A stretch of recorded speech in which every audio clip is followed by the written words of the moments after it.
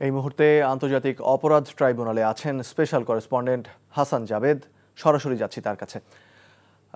জাবেদ, ট্রাইব্যুনালে আজকের মামলা সহ জুলাই বিপ্লবের সময় সংঘটিত অপরাধের বিচারের সর্বশেষ কি অবস্থা জানাবেন?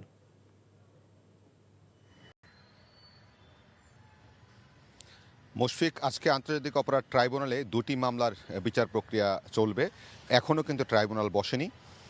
আজকে প্রথম যেটি বলতে চাই সেটি হচ্ছে যে সাবেক আইনমন্ত্রী আনিসুল হক এবং সাবেক প্রধানমন্ত্রী শেখ হাসিনার উপদেষ্টা সালমান এফ রহমান, এই দুজনের বিরুদ্ধে জুলাই আগস্ট হত্যায় মানবতা বিরোধী অপরাধের সুনির্দিষ্ট 5টি অভিযোগ এনে গত 4 ডিসেম্বর তাদের বিরুদ্ধে আনুষ্ঠানিক অভিযোগ ট্রাইব্যুনালে জমা দিয়েছিল। সেদিনে কিন্তু তাদের বিরুদ্ধে অভিযোগ আমলে নিয়েছিল এবং অভিযোগ আমলে নেওয়ার পর প্রসিকিউশন তাদের বিরুদ্ধে অভিযোগ গঠনের জন্য আবেদন করেছেন এবং অভিযোগ গঠনের উপর শুনানি করেছেন। আজকে তাদের আইনজীবীরা, অর্থাৎ আসামি পক্ষের আইনজীবীরা অভিযোগ গঠন না করার জন্য তাদের পক্ষে বক্তব্য রাখবেন। তারপরে কিন্তু অভিযোগ গঠন হবে কি হবে না সেটা নির্ধারণ করবে ট্রাইব্যুনাল।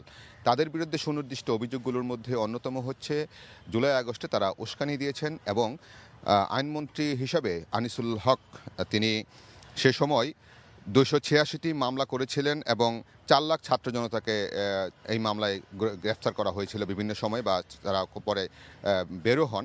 এছাড়া আজকে আরেকটি মামলা হচ্ছে যে চানখার পোলে যে 6 জনকে হত্যা করেছিল গত 24-এর 5ই আগস্ট, সেই মামলায় 4 জন আসামি এখানে আছেন। আজকে আসামি পক্ষ তাদের যুক্তিতর্ক উপস্থাপন শুরু করবে।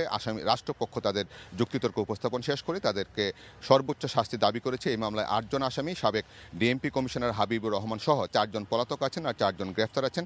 আজকে এই সকল আসামি কিন্তু ট্রাইব্যুনালে হাজির করা হয় কারাগার থেকে। তো এই হচ্ছে আজকে মামলার সর্বশেষ অবস্থা।